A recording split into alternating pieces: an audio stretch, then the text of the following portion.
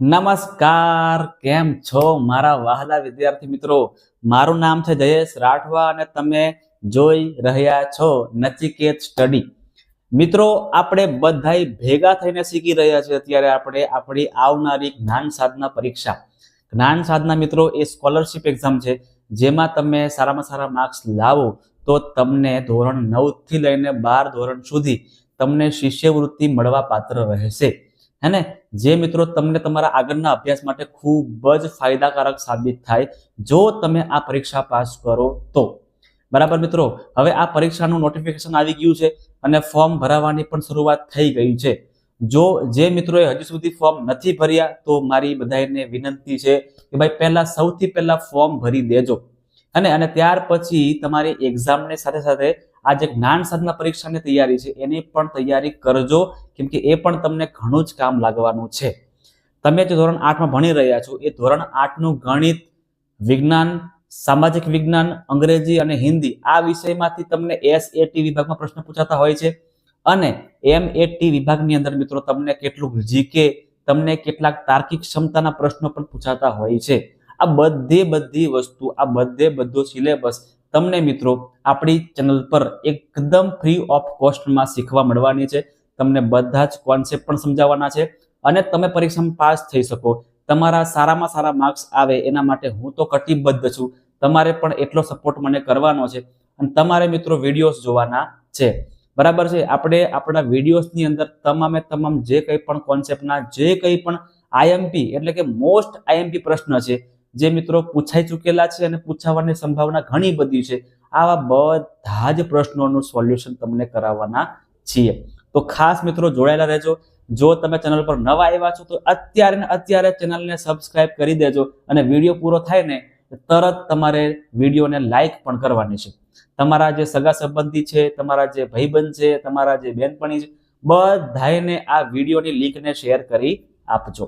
ચાલો, તો હવે આપણે મસ્ત મજાની શરૂઆત કરીએ છીએ આપણા આજના પ્રશ્ન. વિજ્ઞાન વિષયનો મિત્રો આપણો આ બીજો ભાગ છે. પહેલા ભાગની અંદર આપણે ચેપ્ટર નંબર 1, 2 અને 3 જે છે એના આપણે પ્રશ્નોના જવાબ સોલ્વ કરેલા. આ વિડીયોની અંદર આપણે ચેપ્ટર નંબર 4, 5 અને 6 આ 3 ચેપ્ટરના પ્રશ્નોના જવાબને સોલ્વ કરવાના છે. ચાલો શરૂઆત કરી દઈએ છીએ. આપણો સૌથી પહેલો મસ્ત મજાનો ખતરનાક લેવલનો પ્રશ્ન છે. જે રાસાયણિક પ્રક્રિયા દરમિયાન પદાર્થ ઓક્સિજન સાથે પ્રક્રિયા કરીને ઉર્જા ઉત્પન્ન કરે. બરાબર છે મિત્રો? કોઈ પદાર્થ છે એ ઓક્સિજન સાથે ભેગું થાય અને ઉર્જા ઉત્પન્ન કરે તો એને કઈ પ્રક્રિયા કહેવામાં આવે? એને વિઘટન કહેવામાં આવે, એને દહન કહેવામાં આવે, એને વિસ્થાપન કહેવામાં આવે કે પછી એને કોઈ પ્રક્રિયા છે જ નહીં? તો સમજો મિત્રો, ધારો કે મારી પાસે કોલસો છે. આ શું છે? કોલસો. હવે કોલસાને મિત્રો ઓક્સિજનની હાજરીમાં હું ગરમ કરું છું, હે ને? ગરમ કરું, સળગાવું છું તો મને કાર્બન ડાયોક્સાઇડ વાયુ મળશે અને આ વાયુ ઉત્પન્ન થશે અને ભેગા મને ગરમી પણ મળશે, મને ઉર્જા પણ મળશે. તો અહીંયા શું થયું? તો કોલસાને શું કર્યો? મેં સળગાયો, એટલે કે એનું દહન કર્યું. બરાબર મિત્રો? દહનની પ્રક્રિયામાં પદાર્થ જે છે એ ઓક્સિજન સાથે સંયોજાય છે અને ત્યાર પછી મિત્રો ગરમી અને ઉર્જા આપે છે. આગળ, કોઈ પદાર્થ છે જે પદાર્થ ઓક્સિજન સાથે પ્રક્રિયા કરીને પ્રકાશ અને ઉષ્મા આપે, તે પ્રક્રિયા નહીં, તે પદાર્થને શું કહેવામાં આવે? જે પદાર્થ છે મિત્રો, જે પદાર્થનું દહન થાય છે, બરાબર, તો એ પદાર્થને શું કહેવામાં આવે? સમજો, તમને એક વસ્તુ મેં કહું છું કે ચલો લાકડા છે, બરાબર? આ બધા લાકડા છે, બરાબર છે? લાકડા. હવે મિત્રો આ લાકડાને હું સળગાવું છું. લાકડાને શું કરું છું? હું સળગાવું છું. એટલે આ કઈ પ્રક્રિયા કહેવામાં આવે? તો આને દહનની પ્રક્રિયા કહેવામાં આવે. બરાબર? પણ અહીંયા જે લાકડા છે, આપણા આ લાકડા છે, એને શું કહેવામાં આવે? તો કે એક પ્રકારનું બળતણ છે. શું છે? આ બળે છે, આ બળતણ છે. તો જે લાકડા છે ને મિત્રો એને બળતણ કહેવામાં આવે. એનો મતલબ એવો છે કે જે પદાર્થનું દહન થઈ રહ્યું છે એને બળતણ કહેવામાં આવે. પિક્ચર પૂરું થઈ ગયું ભાઈ. કઈ આમાં અઘરું છે નહીં. બધા જ પ્રશ્નો તમને સમજાવવાના છે, તમારા કોન્સેપ્ટ પણ ક્લિયર કરવાના છે. કોઈ આપણે ઉતાવળ કરીએ નહીં. ભલે 5 મિનિટ 10 મિનિટ વધશે, કોઈ ચિંતા નહીં, પણ તમને બધાય કોન્સેપ્ટ ભાઈ ક્લિયર કરાવવાના છે કે તમને ગમે ત્યાંથી પ્રશ્ન પૂછે ને તમને આવડી જશે, તમને મિત્રો આવડી જશે. આગળ, સૂર્યમાં ઉર્જા કઈ પ્રક્રિયાના કારણે ઉત્પન્ન થાય છે? સૂર્યમાં કયા પ્રકારની પ્રક્રિયા બનતી હોય છે જેના કારણે આપણને ગરમી મળે છે?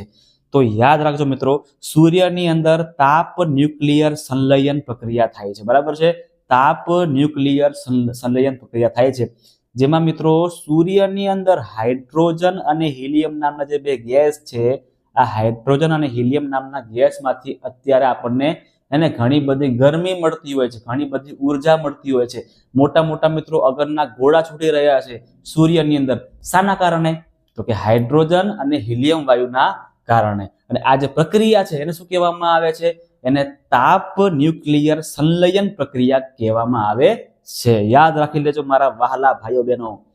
આગળ, નીચેનામાંથી કયો વાયુ દહનમાં ઉપયોગી છે? ભાઈ, દહનમાં ઉપયોગી બને, દહન કરવા માટે જરૂરી છે એવું કયો વાયુ છે? હાઇડ્રોજન, નાઇટ્રોજન, ઓક્સિજન કે પછી ક્લોરીન? તો યાદ રાખજો મિત્રો, દહન માટે વધારે જરૂરી કોણ છે? તો કે ઓક્સિજન વાયુ છે ને એ દહન માટે જરૂરી છે. ઓક્સિજન વાયુ છે એ દહન કરવા માટે ખૂબ જ જરૂરી છે. અને તમને એવું કહું કે દહનને ઝડપી કરવું છે, દહનને ઝડપી કરવું તો શું આવશે? તો હાઇડ્રોજન આવશે. દહનને ઝડપી બનાવવું હોય તો હાઇડ્રોજનનો ઉપયોગ કરવામાં આવે છે. બરાબર છે? કમ્પ્લીટ છે? આગળ વધીએ. ઓકે સર, વધો.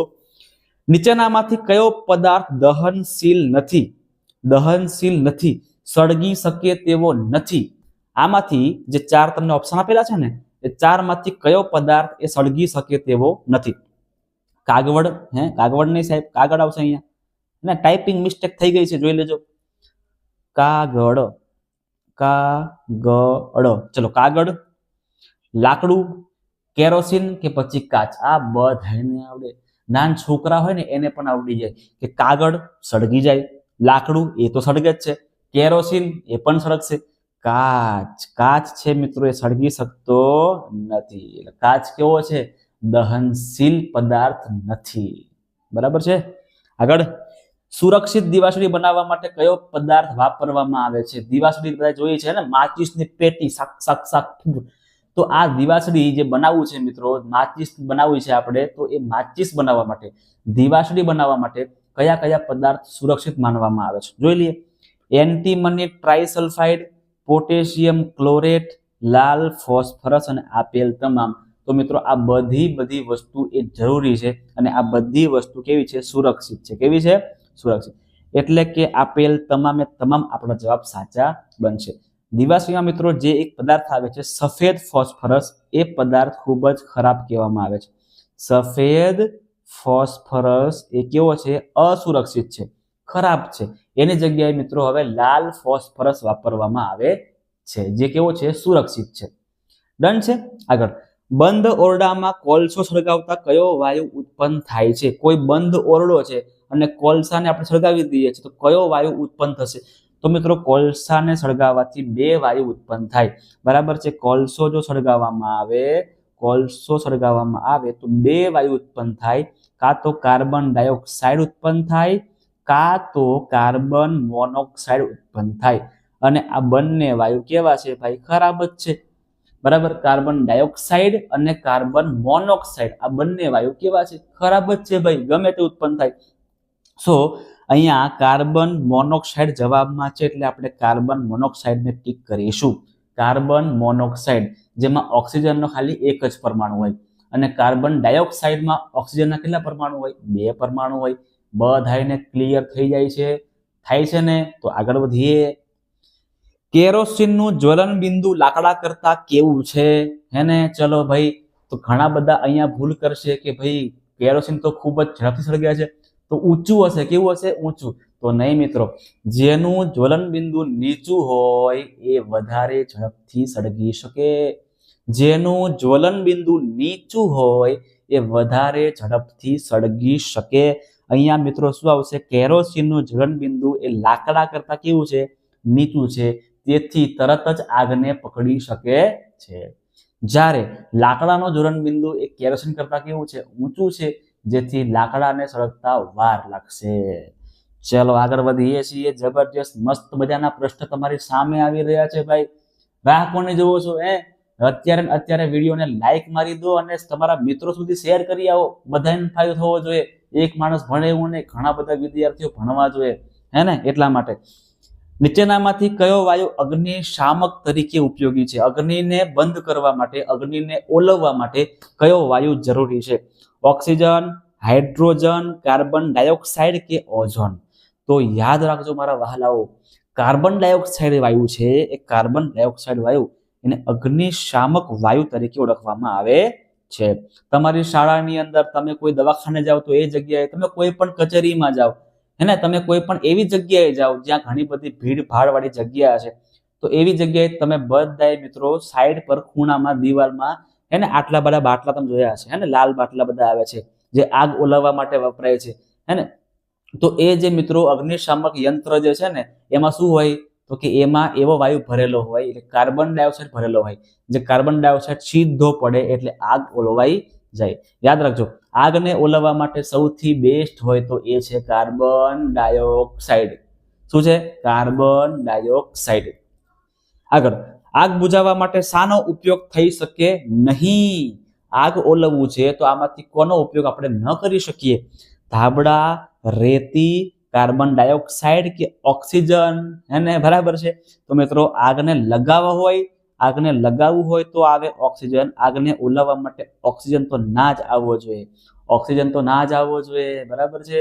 આગને લગાડવું હોય તો વપરાય ઓક્સિજન. આગ બુઝાવવું હોય તો ના આવી શકે. ના ના ના. નીચેના કયા પદાર્થના દહન દરમિયાન જ્યોત ઉત્પન્ન થતી નથી? એને જ્યોત તમને જોવા નથી મળતી. આમાંથી કયા કયા પદાર્થને સળગાવીએ આપણે, એને પેટાવીએ આપણે તો જ્યોત જોવા ના મળે? તો કે મીણબત્તીમાં જ્યોત જોવા મળે છે ભાઈ, કપૂરમાં એ મસ્ત મજાની જ્યોત જોવા મળે, કાગળમાં બી તમને જ્યોત જોવા મળે, પણ કોલસો સળગે મિત્રો તો જ્યોત તમને ક્યારેય જોવા ન મળે. ટ્રાય કરજો. અને જ્યારે પણ કોલસા સળગાવવામાં આવે તો એમાંથી જ્યોત ઉત્પન્ન થતી નથી. આગળના પ્રશ્ન તરફ જઈએ છીએ. નીચે પૈકી કયો દહનનો પ્રકાર નથી? એને દહનના મિત્રો અલગ અલગ પ્રકાર હોય, એને જેમ કે સ્વયંસ્ફુરિત દહન છે, વિસ્ફોટ છે, એને આ ધીમું દહન, આ બધા દહનના અલગ અલગ પ્રકાર છે. તો દહનના પ્રકાર આમાંથી કયા નથી? તો ઝડપી દહન, ધડાકો, વિસ્ફોટ કે સ્વયંસ્ફુરિત દહન? યાદ રાખજો મિત્રો કે ધડાકો થવો એ દહનના પ્રકારમાં આવી શકે નહીં. ધડાકો થાય છે એ દહન ન કહેવાય, બરાબર છે. વિસ્ફોટ થાય તો એ દહન કહેવાય, પણ ધડાકો થવો એ દહનનો પ્રકાર નથી, બરાબર. ચલો આગળ, મીણબત્તી જ્યોતના કયા વિસ્તારમાં કાર્બનના કણો આવેલા હોય છે?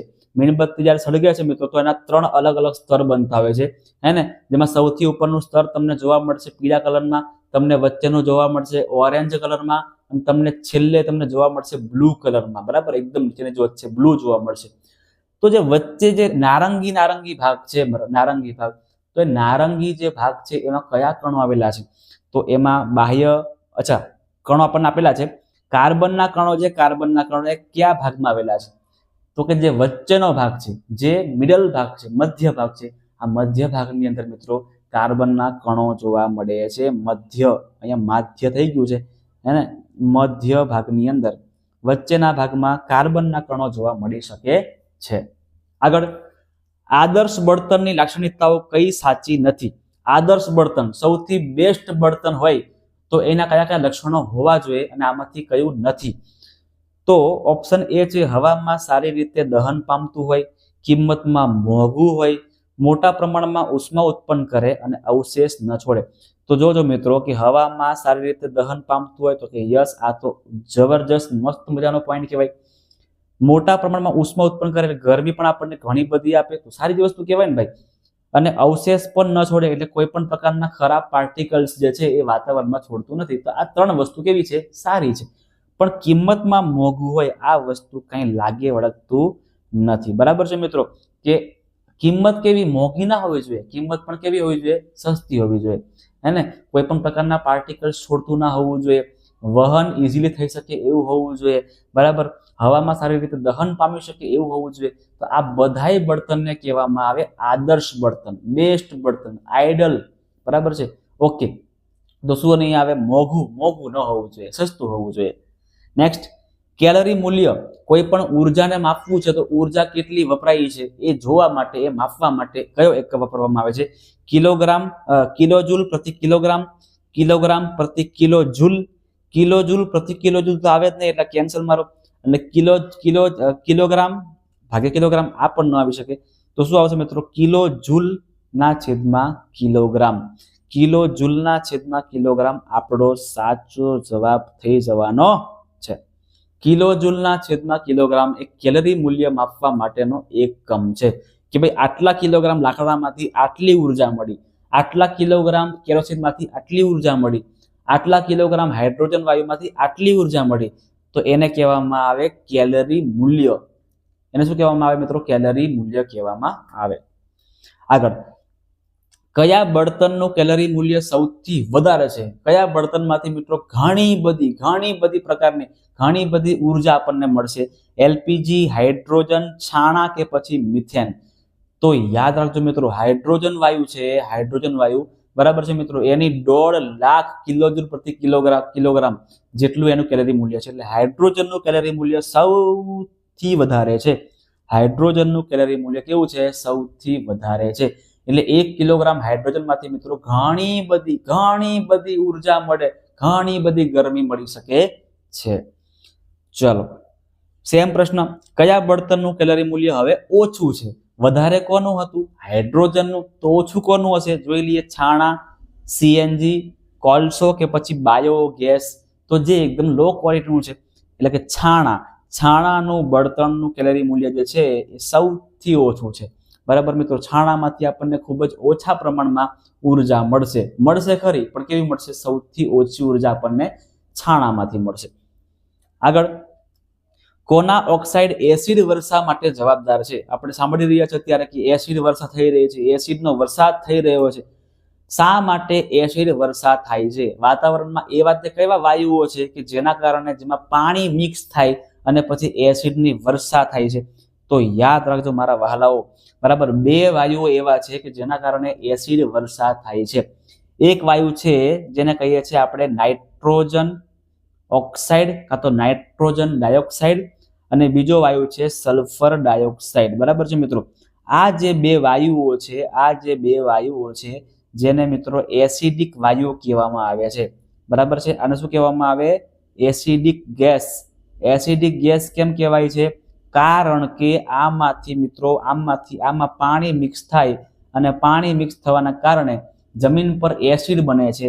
બરાબર છે, એટલે કે નાઇટ્રોજન ઓક્સાઇડ અને સલ્ફર ડાયોક્સાઇડ.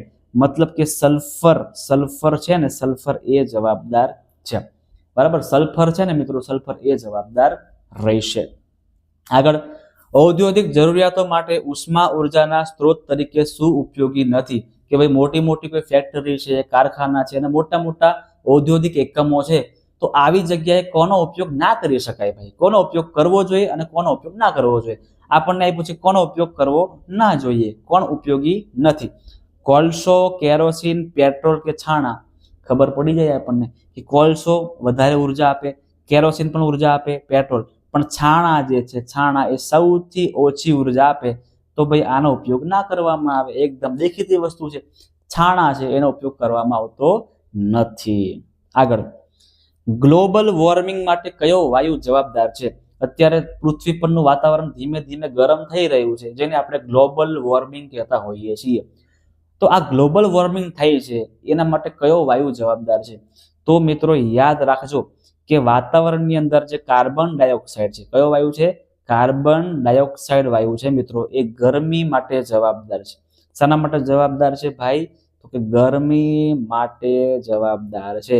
સેમ તમને કહું કે મંગળ ગ્રહ છે, મંગળ ગ્રહ પર સૌથી વધારે ગરમી છે, હે ને? મંગળ ગ્રહ પર મિત્રો સૌથી વધારે ગરમી છે. કેમ ખબર છે? કારણ કે મંગળ ગ્રહની અંદર કાં તો મંગળ ગ્રહની ઉપર 91% જેટલો તો કાર્બન ડાયોક્સાઇડ વાયુ છે. Oh my God, 91% carbon dioxide વાયુ છે, તો ગરમી તો ખતરનાક લેવલની હશે. કેમ કે આપણે ત્યાં તો ખાલી 0.02% જ કાર્બન ડાયોક્સાઇડ છે, અને તો પણ ગરમી તમે જુઓ ત્યાં તો ઘણી બધી ગરમી પડતી હશે. બરાબર છે. તો કાર્બન ડાયોક્સાઇડ આપણો જવાબ આવશે. ચાલો ભાઈ, કાર્બન ડાયોક્સાઇડ ટીક કરીને આગળ ભાગવાનું છે આપણે. આગળ વધીએ છીએ નેક્સ્ટ પ્રશ્ન તરફ. વન નાબૂદીથી વાતાવરણમાં કયા વાયુના સ્તરમાં વધારો થાય છે? કે ભાઈ જંગલો કપાઈ રહ્યા છે, ધીરે ધીરે જંગલો ઓછા થઈ રહ્યા છે, લોકો મકાનો બનાવવા માટે, ફેક્ટરી બનાવવા માટે, કારખાના બનાવવા માટે, ઘણી બધી વસ્તુ બનાવવા માટે જંગલોને કાપી રહ્યા છે. તો આ જંગલો કાપવાથી કયા વાયુના સ્તરમાં વધારો થશે? ચલો, તો આપણને બધાને ખબર છે કે ભાઈ વનસ્પતિ શું કરે? વનસ્પતિ જે કંઈ પણ ખરાબ વાયુ એટલે કે કાર્બન ડાયોક્સાઇડ વાયુ છે એને લઈ લે છે અને આપણને શુદ્ધ વાયુ ઓક્સિજન આપે છે. હવે જંગલો જ નહીં હોય તો ઝાડવા નહીં હોય, ઝાડવા નહીં હોય તો કાર્બન ડાયોક્સાઇડ લેશે કોણ? બરાબર. મતલબ કે મિત્રો કાર્બન ડાયોક્સાઇડનું પ્રમાણ ધીમે ધીમે વધશે અને જેના કારણે ગરમી પણ વધશે. બરાબર. જેના કારણે ગ્લોબલ વોર્મિંગ પણ થશે અને આપણે ગરમીમાં રેબ જેબ થઈ જવાના છે ભાઈ. 50 ડિગ્રી ઉપર તો થઈ જશે વાતાવરણનું જે ગરમી છે અને હજી વધી પણ શકે, કેમ કે જંગલો કોઈ વાવતા નથી, જંગલને બધા કાપી રહ્યા છે એટલા માટે. ચાલો આગળ. વન્ય પ્રાણીઓના રક્ષણ માટે સરકારની કઈ યોજના છે? જંગલના પ્રાણીઓને બચાવવાના છે આપણે. જંગલના પ્રાણીઓ ખૂબ જરૂરી છે. તો જંગલના પ્રાણીઓ, વન્ય પ્રાણીઓને બચાવવા માટે સરકાર કઈ કઈ યોજના બનાવેલી છે? અભયારણ્ય બનાવેલા છે, રાષ્ટ્રીય ઉદ્યાન બનાવેલા છે અને જૈવાવરણ આરક્ષિત વિસ્તાર પણ બનાવેલો છે. મતલબ કે મિત્રો સરકારે બધી વસ્તુ બનાવેલી છે. આપેલ તમામ આપણો જવાબ સાચો બનશે. વધારે ચર્ચા કરવી છે નહીં. બરાબર છે મિત્રો. અભયારણ્ય, રાષ્ટ્રીય ઉદ્યાનો અને જૈવાવરણ આરક્ષિત વિસ્તાર આ ત્રણ એવા છે કે જે વન્ય પ્રાણીઓને બચાવવા માટેની સૌથી મસ્ત મજાની સુવિધા સરકાર દ્વારા કરવામાં આવેલી છે. આગળ. વનસ્પતિ પ્રકાશ સંશ્લેષણ દરમિયાન કયો વાયુ ફેંકે છે? આ પ્રશ્ન આપણે ગઈકાલના વિડીયોમાં જોઈ રહ્યા હતા. બરાબર છે. ગઈકાલના સેશનમાં આપણે આ પ્રશ્ન સોલ્વ કરેલો હતો કે ભાઈ વનસ્પતિ એ પ્રકાશ સંશ્લેષણની ક્રિયા દરમિયાન કયો વાયુને બહાર મુક્ત કરે છે? તો કે ઓક્સિજન વાયુને બહાર મુક્ત કરે છે. બરાબર છે. કાર્બન ડાયોક્સાઇડ વાયુ મિત્રો લઈએ છે, કાર્બન ડાયોક્સાઇડ વાયુ લે છે અને ઓક્સિજન વાયુને શું કરે છે? આપણા સુધી પહોંચાડે છે. કમ્પ્લીટ. આગળ. સંકટમાં મુકાયેલા પ્રાણીની જોડ કઈ સાચી છે? કે આમાંથી કયા કયા પ્રાણીઓ એવા છે કે જે સંકટમાં મુકાઈ ગયા છે? હવે થોડાક જ સમયમાં મિત્રો એ પણ લુપ્ત થઈ જશે. એવા કયા પ્રાણી? ઘડિયાળ અને કાળું હરણ. કાળું હરણ કે ભેંસ, ઘડિયાળ કે ગરોળી, કે ભેંસ કે પછી ગરોળી? તો યાદ રાખજો, ઘડિયાળ અને કાળું હરણ જે આ પ્રાણીઓ છે મિત્રો એ હવે લુપ્ત થવાના આરે આવી ગયા છે. સંકટમાં મુકાઈ ગયા છે મિત્રો. ખૂબ જ ઓછી સંખ્યામાં હવે રહ્યા છે અને ભવિષ્યમાં આપણને આ જોવા ન પણ મળે. બરાબર છે મિત્રો. ઘડિયાળ એટલે શું? તો ઘડિયાળ એટલે મગરની એક જાત છે. બરાબર. મગરની એક જાતિ છે જેને ઘડિયાળ કહેવામાં આવે છે. યાદ રાખજો. આગળ. પૃથ્વીના કયા ભાગમાં સજીવો વસવાટ કરે છે? સજીવો કઈ જગ્યાએ રહે છે? વાતાવરણની અંદર રહે છે, મૃદાવરણમાં રહે છે કે જલાવરણમાં કે પછી જીવાવરણમાં? તો જે વ્યક્તિઓ, જે મનુષ્યો, જે પ્રાણીઓ બધા જ જે છે સજીવો જે છે એ સજીવોને મિત્રો જીવવા માટે બધી વસ્તુ જોઈએ. જમીન પણ જોઈએ, વાયુઓ પણ જોઈએ, પાણી પણ જોઈએ, બધી વસ્તુ જોઈએ અને બધી વસ્તુ ભેગી હોય એવી કઈ જગ્યા? તો એને જીવાવરણ કહેવામાં આવે. શું કહેવામાં આવે? એને જીવાવરણ કહેવામાં આવે. યાદ રાખજો, સજીવો મિત્રો જીવાવરણની અંદર વસવાટ કરતા હોય છે. આગળનો પ્રશ્ન જોઈએ છે. પંચમઢી જૈવાવરણ આરક્ષિત વિસ્તારમાં નીચેનામાંથી શાનો સમાવેશ થાય છે? કે ભાઈ પંચમઢી જૈવાવરણ આરક્ષિત વિસ્તારની અંદર આ ચારમાંથી કોનો સમાવેશ થાય છે? સાતપુડા રાષ્ટ્રીય ઉદ્યાન, બોરી વન્ય પ્રાણી અભયારણ્ય, પંચમઢી વન્ય પ્રાણી અભયારણ્ય કે પછી મરીન નેશનલ પાર્ક? તો યાદ રાખજો મિત્રો, મરીન નેશનલ પાર્કનો સમાવેશ આની અંદર થાય છે. બરાબર છે. પંચમઢી જૈવાવરણ આરક્ષિત વિસ્તારની અંદર મરીન નેશનલ પાર્કનો સમાવેશ કરવામાં આવેલો છે. આગળ. ગુજરાત રાજ્યમાં કેટલા રાષ્ટ્રીય ઉદ્યાનો આવેલા છે? ગુજરાત રાજ્યની અંદર મિત્રો કેટલા રાષ્ટ્રીય ઉદ્યાન આવેલા છે? તો 0, 1, 2 કે 4? તો તમને જણાવી દઉં કે મિત્રો ગુજરાત રાજ્યની અંદર મારા ભાઈઓ બહેનો, ગુજરાત રાજ્યની અંદર 4 રાષ્ટ્રીય ઉદ્યાન આવેલા છે. કયા કયા છે? જો 4 કયા કયા છે? તો એક તો મિત્રો ગીર રાષ્ટ્રીય ઉદ્યાન છે.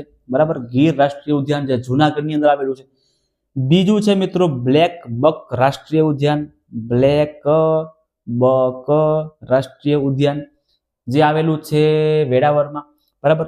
ત્રીજું મરીન રાષ્ટ્રીય ઉદ્યાન જે આવેલું છે કચ્છના અખાતમાં, મરીન રાષ્ટ્રીય ઉદ્યાન જે મિત્રો કહેવાય ને કે પેલા કયા પ્રાણીઓ કહેવાય જે પાણીમાં રહે ને, જળચર પ્રાણીઓ. ઓકે, સરસ. જળચર પ્રાણીઓ માટે મરીન રાષ્ટ્રીય ઉદ્યાન બનાવવામાં આવેલું છે. અને ચોથું નવસારીમાં આવેલું વાંસદા રાષ્ટ્રીય ઉદ્યાન, વાંસદા. તો આવા 4 રાષ્ટ્રીય ઉદ્યાનો મિત્રો આપણા ગુજરાતમાં છે અને 21 અભયારણ્ય આપણા ગુજરાતમાં છે. યાદ રાખજો, ગુજરાતમાં કેટલા અભયારણ્ય છે?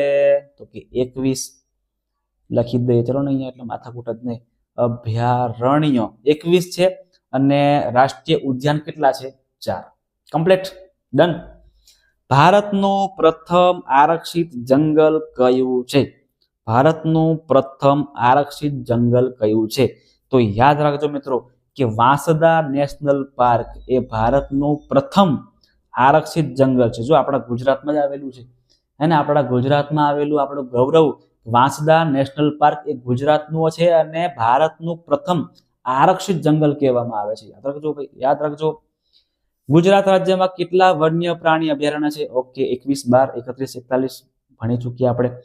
21 વન્ય પ્રાણી અભયારણ્ય છે, જેમાં મિત્રો ગીરનું અભયારણ્ય, થોડનું અભયારણ્ય, નળ સરોવરનું અભયારણ્ય જે છે, જાંબુઘોડા અભયારણ્ય, આવા ઘણા બધા 21 અભયારણ્ય આપણા ગુજરાત રાજ્યમાં આવેલા છે.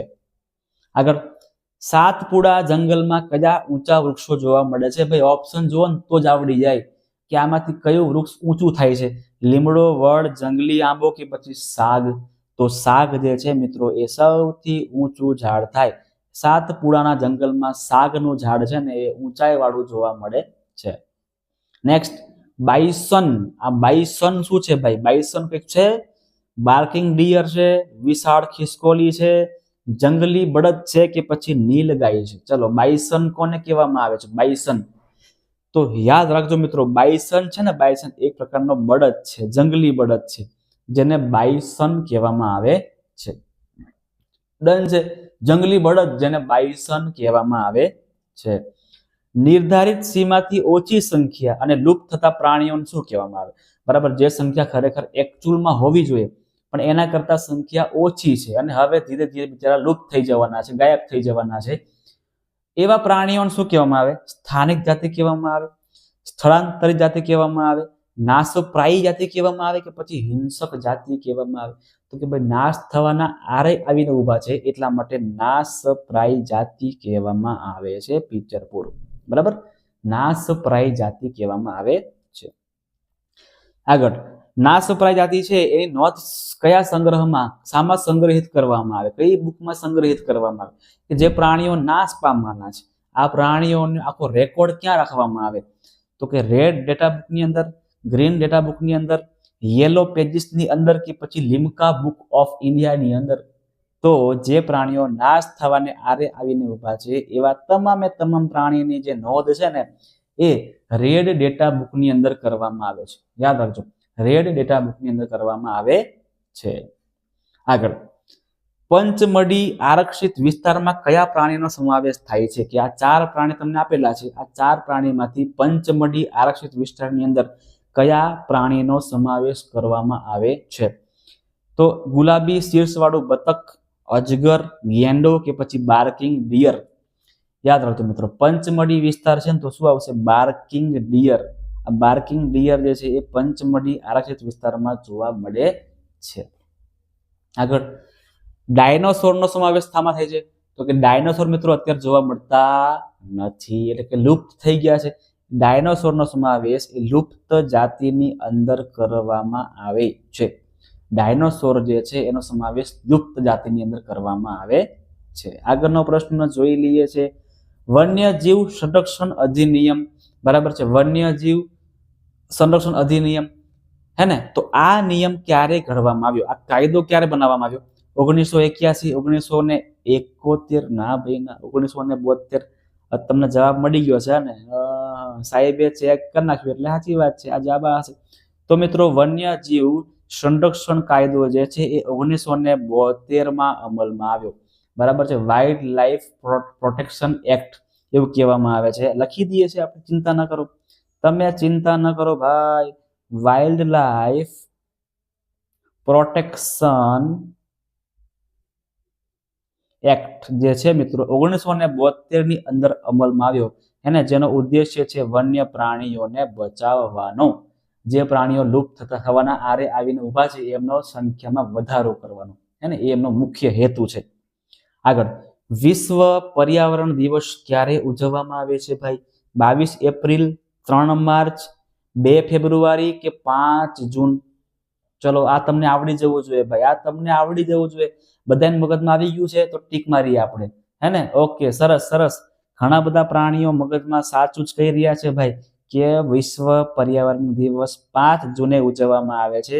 અમારા સ્કૂલના શિક્ષકો અમને ઝાડવા રોપવાનું કહે છે, અમારા શિક્ષકો અમને ઝાડવાને પોષણ આપવાનું, ઝાડવાને પાણી આપવાનું કહે છે, બરાબર. આ બધું તમે લખતા હશો નિબંધની અંદર કાં તો અહેવાલની અંદર કે ભાઈ તમારી શાળામાં ઉજવવામાં આવેલો પર્યાવરણ દિવસનો આખો અહેવાલ લખો. તમે લખી કાઢો કે અમે સવારે સ્કૂલમાં આવ્યા હતા, અમારા શિક્ષક અમને વૃક્ષોનું મહત્વ સમજાવ્યું, વૃક્ષો કેમ ઉગાડવા જોઈએ એનું મહત્વ સમજાવ્યું. ત્યાર પછી અમે શાળામાં વૃક્ષારોપણ કર્યું, ત્યાર પછી અમે બધાએ પ્રતિજ્ઞા લીધી વૃક્ષો બચાવવાની, હે ને? તમે બધું લખતા હશો પરીક્ષાની અંદર. આવું સરસ, આવું જ લખવાનું ભાઈ. આગળ, સ્થાનિક જાતિના અસ્તિત્વને જોખમ શાના કારણે છે? કે ભાઈ અમુક સ્થાનિક જાતિ છે, જે જગ્યાએ અમુક પ્રાણી રહેતા હોય છે, તો ધીમે ધીમે એ પ્રાણી પણ આપણને ધીમે ધીમે ઘટતા જોવા મળે, એને ધીમે ધીમે આપણને ઘટતા જોવા મળે. જેમ કે ચકલી, તમે જો મિત્રો, ચકલી જો તમે અત્યારે કે ધીમે ધીમે ઘટી રહી છે, બરાબર. તો શાના કારણે?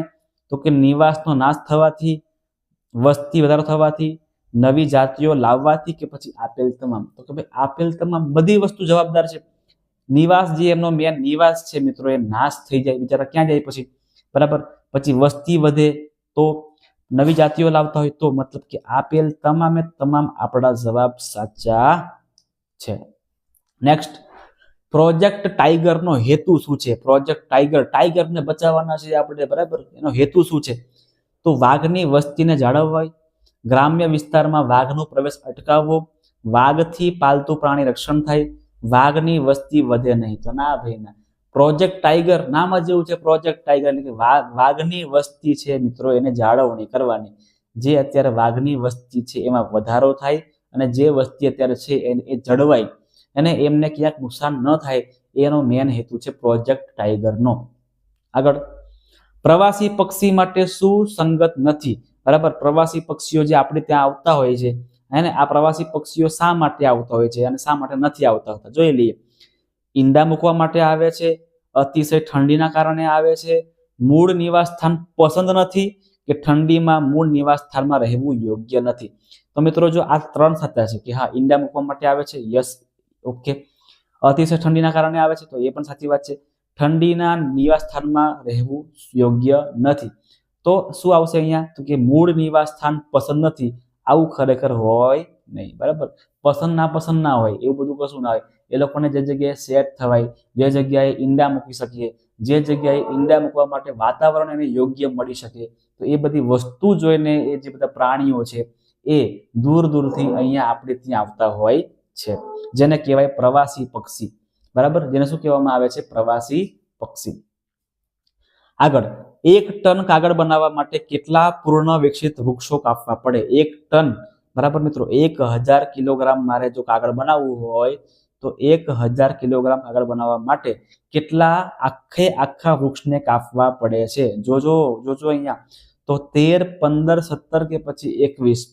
તો મિત્રો 17 આખા વૃક્ષને કાપો ને તો 1 કિલોગ્રામ કાગળ બને છે. તમે જો, એટલા માટે આપણે કાગળને બચાવવા જોઈએ.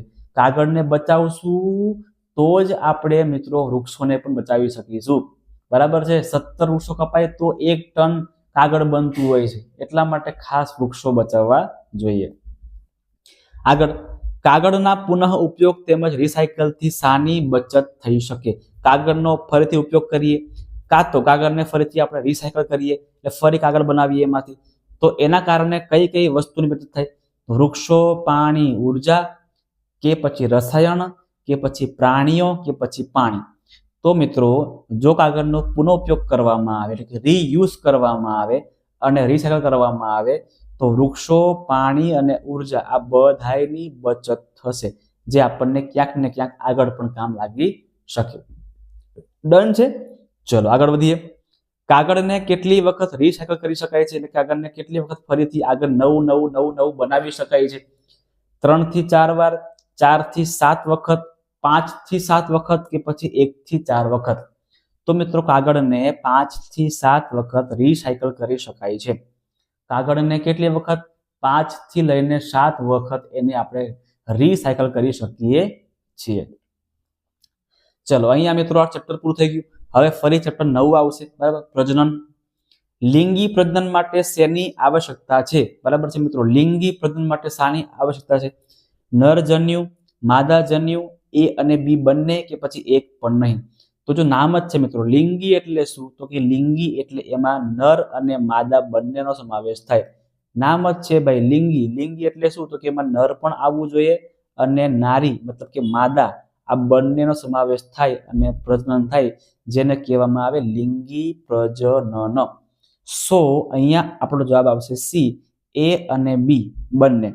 બરાબર છે, એ અને બી બંને આપણા જવાબ અહીંયા સાચા છે.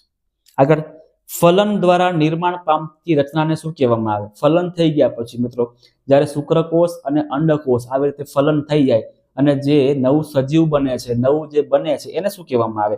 એને ભ્રૂણ કહેવાય, યુગ્મનજ કહેવામાં આવે, અંડકોષ કહેવામાં આવે કે એને ગર્ભ કહેવામાં આવે? તો મિત્રો જ્યારે નરજન્યુ અને માદાજન્યુ બંને ભેગા થાય અને ફલન થાય ત્યારે યુગ્મનજનું નિર્માણ થાય છે. યુગ્મનજનું નિર્માણ થાય છે અને આગળ પછી નવા સજીવ તરીકે એ જન્મ લેશે. આગળ, નરજન્યુને શું કહેવામાં આવે ભાઈ? નરજન્યુ જે છે એને શું કહેવામાં આવે? યુગ્મનજ કહેવાય, શુક્રકોષ, અંડકોષ કે ફલિતાંડ? તો જે નરજન્યુ છે એ નરજન્યુને શુક્રકોષ કહેવામાં આવે અને માદાજન્યુ છે એ માદાજન્યુને અંડકોષ કહેવામાં આવે. લખી દઈએ છીએ આપણે અહીંયા, અંડકોષને શું કહેવાય છે? માદાજન્યુ. માદાજન્યુ કયું છે? અંડકોષ છે, જે ઉત્પન્ન ક્યાં થાય છે? ઉત્પન્ન થાય છે અંડપિંડની અંદર. કેટલા ઉત્પન્ન થાય છે? તો કે મહિનામાં ખાલી એક જ ઉત્પન્ન થાય. બરાબર છે, 2 અંડપિંડ હોય ને એમાંથી કોઈ પણ એક જગ્યાએ એક જ મહિનામાં ઉત્પન્ન થાય. યાદ રાખજો. જાતિનું અસ્તિત્વ ટકાવી રાખવા માટે કઈ ક્રિયા આવશ્યક છે? જાતિનું અસ્તિત્વ ટકાવી રાખવા માટે કઈ ક્રિયા આવશ્યક છે? ઉત્સર્જન, રુધિરાભિસરણ, પાચન કે પછી પ્રજનન? તો કે આગળ નવા સજીવો ઉત્પન્ન કરવા હોય, નવા સજીવોનો જન્મ આપવો હોય તો મિત્રો એના માટે પ્રજનનની ક્રિયા આવશ્યક છે. પ્રજનન વગર આ પોસિબલ છે નહીં. બરાબર છે મિત્રો, પ્રજનન દ્વારા નવી સંતતિ, આગળ નવી જાતિને આપણે ટકાવી શકીએ છીએ. આગળ, સ્ત્રીના બંને અંડપિંડમાંથી પ્રતિ માસ વારાફરતી કેટલા અંડકોષ મુક્ત થાય છે? આપણે વાત કરી કે ભાઈ મહિનામાં ખાલી કોઈ પણ એક અંડપિંડમાંથી એક જ અંડકોષ ઉત્પન્ન થાય છે. યાદ રાખજો. બરાબર છે મિત્રો, એટલે અહીંયા આપણો જવાબ કેટલો આવશે? 1 આવશે. ઘણા બધા કોન્સેપ્ટ આપણે આગળ ભણી ચૂક્યા છે, એવા કોન્સેપ્ટ ફરીથી આવશે તો તમને જવાબ આવડી જશે. આગળ, શુક્રકોષની રચનામાં કેટલા ભાગો હોય છે? શુક્રકોષ જે છે મિત્રો, શુક્રકોષ છે ને એ આ ટાઈપનો દેખાતો હોય છે, આ ટાઈપ. બરાબર છે, આ ટાઈપનું આખું શુક્રકોષ હોય છે. તો આ શુક્રકોષની રચનામાં કેટલા ભાગ હોય છે? તો મિત્રો આમાં 3 ભાગ જોવા મળે. ઉપર હોય એને માથું કહેવાય, તો એને શીર્ષ કહેવામાં આવે, શીર્ષ. નીચે છે મિત્રો એને પૂંછડી કહેવામાં આવે, પૂંછડી. અને વચ્ચેનો ભાગ છે જેને મધ્ય ભાગ કહેવામાં આવે. બરાબર છે, આવા કુલ 3 ભાગ છે. શુક્રકોષ છે મિત્રો એના કુલ કેટલા ભાગ છે? તો કે 3 ભાગ છે. યાદ રાખજો, 3 ભાગ છે, શીર્ષ, પૂંછડી અને મધ્ય ભાગ. અને આ જે પૂંછડી છે, પૂંછડી એ મિત્રો એને હલનચલન કરાવવા માટે, આગળ વધવા માટે, ગતિ કરાવવા માટે કામ લાગે છે. ડન. આગળ, નીચેનામાંથી કયું નર પ્રજનન અંગ નથી જે નરમાં જોવા મળતું નથી? શુક્રપિંડ, અંડપિંડ, શુક્રવાહિની કે પછી શિશ્ન? તો આ જે શુક્રપિંડ, શુક્રવાહિની અને શિશ્ન આ બધાય નરના પ્રજનન તંત્રના અંગો છે. જ્યારે અંડપિંડ જે છે મિત્રો એ માદા પ્રજનન તંત્રનો ભાગ છે, બરાબર છે મિત્રો. આ માદાની અંદર જોવા મળે, નરમાં જોવા મળશે નહીં. આગળ, નીચેનામાંથી કયું માદા પ્રજનન તંત્ર અંગ નથી? બરાબર, માદામાં જોવા મળતું નથી. શુક્રપિંડ, અંડપિંડ, અંડવાહિની કે ગર્ભાશય? તો અહીંયા અંડપિંડ, અંડવાહિની અને ગર્ભાશય આ બધાય માદામાં જોવા મળે, જ્યારે શુક્રપિંડ જે છે એ નરની અંદર જોવા મળે છે. એટલે શુક્રપિંડ જે છે એ માદા પ્રજનનનો ભાગ નથી. આગળ વધીએ છીએ ભાઈ, ધીમે ધીમે આગળ વધી રહ્યા છે. નીચેનામાંથી શેમાં શુક્રકોષ દ્વારા અંડકોષનું ફલન થાય છે? કઈ જગ્યાએ? એ કઈ જગ્યા છે માદાની અંદર મિત્રો કે જ્યાં શુક્રકોષ અને અંડકોષ બંને ભેગા થાય અને ભેગા થઈને યુગ્મનજ બનાવે? બરાબર છે મિત્રો. જે શુક્રકોષ લખી દઈએ, આખી વસ્તુ લખી દઈએ મસ્ત રીતે. શુક્રકોષ અને અંડકોષ જે જગ્યાએ ભેગા થાય છે, બરાબર દોરી દઈએ આપણે, દોરી બતાવું તમને, આપણે દોરીને બતાવીએ તમને.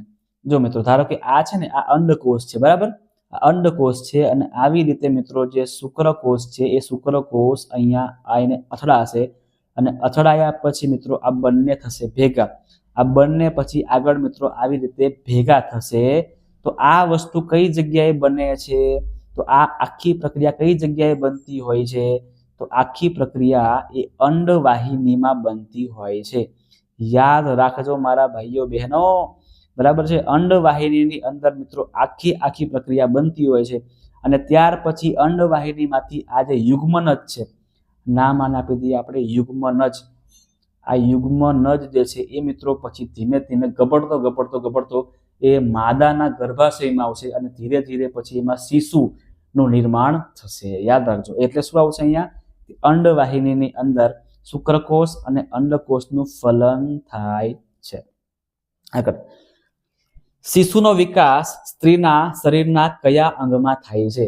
ચર્ચા કરી હમણાં આપણે, એ જ આવ્યું ફરીથી, બરાબર, કે જે યુગ્મનજ છે એ પછી ક્યાં આવશે? ગર્ભાશયમાં આવશે. તો કે ગર્ભાશયની અંદર શિશુનો વિકાસ થાય છે અને 9 મહિના પછી એ શિશુ મિત્રો એ બાળક તરીકે જન્મ લેશે, હે ને? 9 મહિના પછી જન્મ લે છે. આગળ, યુગ્મનજનું નિર્માણ થતું હોય તે પ્રજનન કયા પ્રકારનું ગણાય? જેમાં યુગ્મનજ બનતું હોય. કેવી રીતે બને? તો કે માદા અને નરમાંથી શુક્રકોષ અને માદામાંથી અંડકોષ બંને ભેગા થાય અને યુગ્મનજ બને. મતલબ કે બંને હોય એને કહેવાય લિંગી પ્રજનન. શું કહેવામાં આવે? લિંગી પ્રજનન દ્વારા યુગ્મનજનું નિર્માણ થતું હોય છે. સાહેબ ડન છે, યાદ રાખી લેજો. આ બધા કોન્સેપ્ટ તમને ઘણા કામ લાગવાના છે, યાદ રાખી લેજો. આગળ, સ્ત્રીને IVF ની સલાહ ડોક્ટર ક્યારે આપે છે? IVF તો મિત્રો જ્યારે કોઈ સ્ત્રી હોય, બરાબર છે, કોઈ સ્ત્રી છે એ કોઈ સ્ત્રીનું અંડવાહિની જે રસ્તો છે ને, અંડવાહિની જોજો આવી રીતે આખો એક રસ્તો છે, આવી રીતે મિત્રો આ રસ્તો આવી રીતે આવતો હોય છે. આ બાજુ આખું જે છે ને, આખું ગર્ભાશય છે, અને આખું આ ગર્ભાશય છે. આને મિત્રો અંડપિંડ કહેવામાં આવે, હે ને? આને અંડપિંડ કહેવામાં આવે. તો આ અંડપિંડમાંથી જે અંડકોષ છે મિત્રો એ આ રસ્તેથી અહીંયા આવતો હોય ને, તો આ બાજુથી ક્યાંક ને ક્યાંક શુક્રકોષ અહીંયા આવીને ભેગો થાય અને આ અંડવાહિનીની અંદર મિત્રો, આ અંડવાહિનીની અંદર યુગ્મનજ બનતું હોય. ડન છે, યુગ્મનજ બનતું હોય. પણ હવે જ્યારે રસ્તો આ બંધ થઈ જાય તો યુગ્મનજ બન્યા પછી પણ એ ગર્ભાશયમાં આવી શકે નહીં, બરાબર, અને એ સ્ત્રી એ બાળકને જન્મ આપી શકે નહીં, એ ગર્ભ ધારણ કરી શકે નહીં, બરાબર. તો શા માટે? તો કે આ જે રસ્તો છે ને, આ રસ્તો જે અંડવાહિની કહેવાય એ રસ્તો બંધ થઈ જાય છે, બરાબર. યાદ રાખજો મિત્રો. તો અંડવાહિની બંધ થઈ જાય તો ડોક્ટર IVF કરાવવાની સલાહ આપે છે. IVF એટલે મિત્રો શું કહેવાય? તમને સમજાવી દઉં છું. IVF એટલે ઇન વિટ્રો ફર્ટિલાઇઝેશન, કે માતાના શરીરની બહાર મિત્રો 1 અઠવાડિયા સુધી, બરાબર, માતાનો અંડકોષ અને પિતાનો શુક્રકોષ આ બંનેને મિત્રો ભેગા કરી યુગ્મનજ બનાવવામાં આવે અને યુગ્મનજને મિત્રો બહાર લેબની અંદર મિત્રો 1 અઠવાડિયા સુધી રાખવામાં આવે. ત્યાર પછી એને ગર્ભમાં દાખલ કરવામાં આવે, જેને IVF પદ્ધતિ કહેવામાં આવે છે. આગળ, કયા પ્રાણીમાં અંતઃફલન થાય છે? શરીરની અંદર ફલન થાય એવા કયા પ્રાણી છે? ગાય, કૂતરા, મનુષ્ય કે તમામ?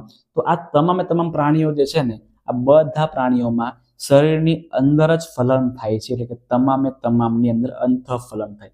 જ્યારે વાત કરીએ આપણે માછલીની અંદર, વાત કરીએ આપણે દેડકાની અંદર, તો મિત્રો આ બધા પ્રાણીઓ કેવા છે? તો કે શરીરની બહાર ફલન કરે છે, અને શરીરની બહાર ફલન કરતા હોવાથી એને બાહ્ય ફલન કરતા પ્રાણીઓ કહેવામાં આવે, અને બાહ્ય ફલન કરતા સજીવ કહેવામાં આવે છે. જ્યારે મનુષ્ય છે, ગાય છે, હેને, પછી આમાં શું છે, કૂતરા આપેલા છે, બિલાડી આપે, આ બધા કેવા છે? અંતઃફલન કરતા પ્રાણીઓ છે.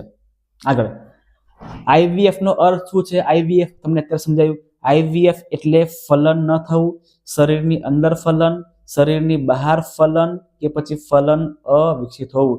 તો કે આઈવીએફ એટલે શરીરની બહાર ફલન થવું, જેને આઈવીએફ ઇન વિટ્રો ફર્ટિલાઇઝેશન કહેવામાં આવે છે. નેક્સ્ટ, શુક્રકોષમાં પૂંછડીનું શું કાર્ય છે? શુક્રકોષ આપણે જે દોર્યો ને ત્યારે એમાં આગળ તીર જેવું હશે અને પાછળ કેવું હશે? પૂંછડી હશે, અને વચ્ચેનો ભાગ મધ્ય ભાગ કહેવામાં આવે. તો આ જે શુક્રકોષ છે એમાં પૂંછડી શું કામ કરે છે? હલનચલન કરે છે, અન્ય કોષનું નિરીક્ષણ કરે છે, આનુવંશિક લક્ષણનું વહન કરે છે, કે પછી શક્તિ પ્રદાન કરે છે? તો મિત્રો એનું મેઇન કામ છે હલનચલન કરવાનું અને શુક્રકોષને આગળ આગળ આગળ ગતિ કરાવવાનું, હે ને, ગતિ કરાવવાનું કામ પણ કરે છે અને હલનચલન કરવાનું પણ કામ કરે છે. આ બંને કામ શુક્રકોષમાં રહેલી પૂંછડી કરતી હોય છે. ક્લિયર? આગળ, આઈવીએફ પદ્ધતિમાં યુગ્મનદનો વિકાસ ક્યાં થાય છે? ટેસ્ટ ટ્યુબની અંદર, ગર્ભાશયમાં, અંડવાહિનીમાં, કે પછી પ્રયોગશાળામાં? તો મિત્રો આઈવીએફ પદ્ધતિની અંદર જે યુગ્મનદ છે ને એને ટેસ્ટ ટ્યુબની અંદર 1 વીક સુધી રાખવામાં આવે.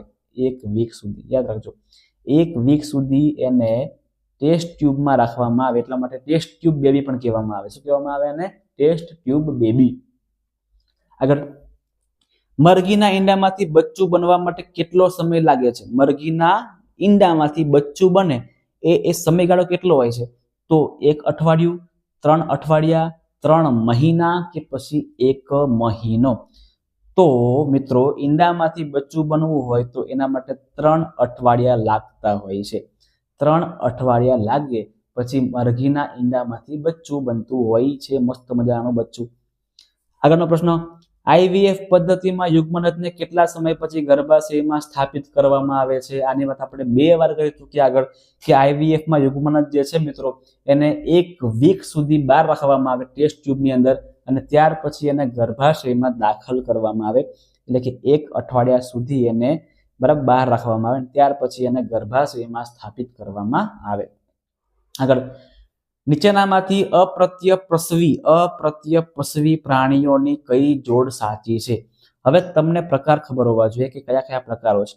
તો લખી દઈએ પહેલા અપ્રત્યપ્રસવી, બીજું અંડપ્રસવી. એકદમ સિમ્પલ છે ભાઈ, કે જે પ્રાણીઓ કે જે સજીવો ઈંડા આપે છે ત્યાર પછી બચ્ચું બને છે, બાળક બને છે, બચ્ચું કહેવાય, સિમ્પલ. તો ઈંડામાંથી પછી જે બચ્ચું બને ને એને કહેવાય અંડપ્રસવી પ્રાણીઓ, સજીવો. અને જે સજીવો ડાયરેક્ટ બચ્ચાને જન્મ આપે છે, ડાયરેક્ટ શું કરે? બચ્ચાને જન્મ આપે, તો એને કહેવામાં આવે અપ્રત્યપ્રસવી. હવે તમે જુઓ કે મરઘી તો ઈંડું આપે એટલે આ તો કેન્સર થઈ ગયું. ગાય, ઘેટા, ગરોડી તો ઈંડું આપે, કેન્સર થઈ ગયું. મનુષ્ય, ગાય, ઘેટા, તો મનુષ્ય પણ બચ્ચાને જન્મ આપે, ગાય પણ અને ઘેટા, આ બધાય બચ્ચાને જન્મ આપે, એટલે આ બધા પ્રાણીઓ કેવા છે? અપ્રત્યપ્રસવી પ્રાણીઓ કહેવામાં આવે છે. આગળ, કયા પ્રાણીમાં એક જ પિતૃ વડે પ્રજનન થાય છે? કે એનામાં લિંગી પ્રજનન નહીં પણ અલિંગી પ્રજનન થાય છે? તો પ્લેનેરિયા, દેડકો, બિલાડી કે મરઘી? તો મિત્રો એક પ્રાણી છે પ્લેનેરિયા, હે ને, આ પ્રાણીમાં એક જ પિતૃ વડે પ્રજનન થાય છે, બરાબર. જેમાં મિત્રો એક ભાગ તૂટી જાય ને એટલે એમાંથી ફરીથી નવું બચ્ચું બને, પાછો ભાગ તૂટી જાય ફરીથી નવું બચ્ચું બને. આવી રીતે એક જ પિતૃ વડે આગળ ઘણા બધા પ્રાણીઓ બનતા હોય, હે ને. એને લિંગી ના કહેવામાં, એને શું કહેવામાં આવે? અલિંગી પ્રજનન પદ્ધતિ કહેવામાં આવે છે. પ્લેનેરિયા. પ્યુપા એ કયા પ્રાણીની વિકાસ અવસ્થા છે? તો મિત્રો પ્યુપા બને છે, ખબર ને, પ્યુપા, અને ત્યાર પછી રેશમનો કીડો બનશે. તો રેશમના કીડા બનવા માટેની વચ્ચેની પ્રક્રિયા છે રેશમના કીડા બનવા માટેની, જેને પ્યુપા એવું કહેવામાં આવે. સૌથી પહેલા ઈંડા આવે, પછી પ્યુપા, અને પછી આગળ વધતા વધતા પછી રેશમનો કીડો બનતો હોય છે. આગળ કાયાંતરણ પામતા સજીવો કયા છે? જેમાં મિત્રો ડાયરેક્ટ સજીવ જોવા ના મળે, પણ ધીરે ધીરે કાયાંતરણ પામે, એટલે કઈ અલગ હોય, ઈયળ હોય, પછી નાની માછલી જેવું હોય, પછી દેડકો બની જાય. એટલે આવા મિત્રો અલગ અલગ પ્રકારના કાયાંતરણ થતું હોય છે. તો એ છે રેશમના કીડામાં અને દેડકામાં મિત્રો કાયાંતરણ જોવા મળે છે. યાદ રાખજો કયા કયા પ્રાણીઓ એવા છે, તો કે દેડકો અને રેશમના કીડા, જેમાં આપણને કાયાંતરણ જોવા મળશે. આગળ હાઇડ્રામાં થતું પ્રજનન કયા નામે ઓળખાય છે? અંતઃફલન, બાહ્યફલન, કલિકા સર્જન કે પછી દ્વિભાજન. તો હાઇડ્રાની અંદર મિત્રો કલિકા બને, પછી એ કલિકા દૂર થઈ જાય, એવી રીતે અલગ અલગ પછી નવા નવા જે હાઇડ્રા છે ને એ બનતા રહે છે. તો હાઇડ્રાની અંદર કલિકા સર્જનની પદ્ધતિ વાપરવામાં આવે છે, કાં તો કલિકા એની પદ્ધતિ થતી હોય છે, જેને અલિંગી પ્રજનન કહેવામાં આવે છે. આગળ ઇયાન વિલ્મટ અને તેના સહયોગીએ કયા પ્રાણીઓનું ક્લોન તૈયાર કર્યું? ક્લોન એટલે મિત્રો નવું પ્રાણી બનાવ્યું એ લોકોએ, તો કયા? તો મિત્રો ઘેટાનું. યાદ રાખજો, ઘેટાનું મિત્રો એ લોકોએ નવું ક્લોન બનાવ્યું હતું, જે તરત જ મિત્રો મરી ગયું હતું. બરાબર, નામ હતું એનું ડોલી નામનું ઘેટું બનાવ્યું હતું, અને એ તરત જ બની પણ ગયું હતું. પણ એ સૌથી પહેલા ક્લોન બનાવનાર કોણ? તો જ્હોન ઇયાન વિલ્મટ અને એના સહયોગીએ. ક્લોનિંગ પ્રક્રિયા દરમિયાન શું ઉત્પન્ન થાય છે? ક્લોનિંગ થાય એટલે શું ઉત્પન્ન થાય? તો કે સમાન કોષ ઉત્પન્ન થાય, જીવંત પેશી ઉત્પન્ન થાય, સંપૂર્ણ સજીવ નવો બને, કે પછી તમામે તમામ વિકલ્પ આપણો થતા છે. તો બધી વસ્તુ બને. ક્લોનિંગ પ્રક્રિયાથી સમાન કોષે બને, જીવંત પેશી પણ ઉત્પન્ન થાય, સંપૂર્ણ સજીવ પણ બને, એટલે કે તમામે તમામ વસ્તુ ક્લોનિંગ દરમિયાન ઉત્પન્ન થતી હોય છે. ક્લિયર છે મિત્રો? તો આ હતા આપણા ચેપ્ટર નંબર 4, 5 અને 6 ના પ્રશ્નોના જવાબ, જેમાં મિત્રો તમને ઘણી બધી મેં આજે કોન્સેપ્ટ પણ સમજાવ્યા, તમને ઘણા બધા પ્રશ્નો સોલ્વ પણ કરાવ્યા. તો ખાસ મિત્રો તમને વિડીયો ગમ્યો હોય ને તો વિડીયોને લાઈક મારવાનું ભૂલતા નહીં. તમારા મિત્રો સુધી પણ વિડીયોને અચૂકથી શેર કરી દેજો. અને જો તમે ચેનલ પર નવા આવ્યા છો તો ખાસ મિત્રો જોઈ લો બાજુમાં, તમારે ચેનલને સબસ્ક્રાઇબ પણ કરવાની છે, જેથી કરીને જ્યારે પણ વિડીયો અપલોડ થાય તો તમને નોટિફિકેશન પણ મળી શકે. તો મિત્રો બધાને પરીક્ષામાં સારામાં સારા માર્ક્સ આવે, બધાએ પરીક્ષામાં પાસ થાય એવી બધાને શુભકામના પાઠવું છું. બધાને ખૂબ ખૂબ ખૂબ ખૂબ અભિનંદન કે તમે મિત્રો વિડીયો પૂરેપૂરો જોવો છો અને આમાંથી કંઈક ને કંઈક શીખીને જાઓ છો. તો મળીએ છે પાછા નેક્સ્ટ વિડીયોની અંદર, જેમાં આની પછી જે આગળ ચેપ્ટર્સ છે એના આપણે ક્વેશ્ચનના આન્સર, એના આપણે MCQ લઈ લેવાના છે. ત્યાં સુધી બધા વિદ્યાર્થીઓને જય હિન્દ.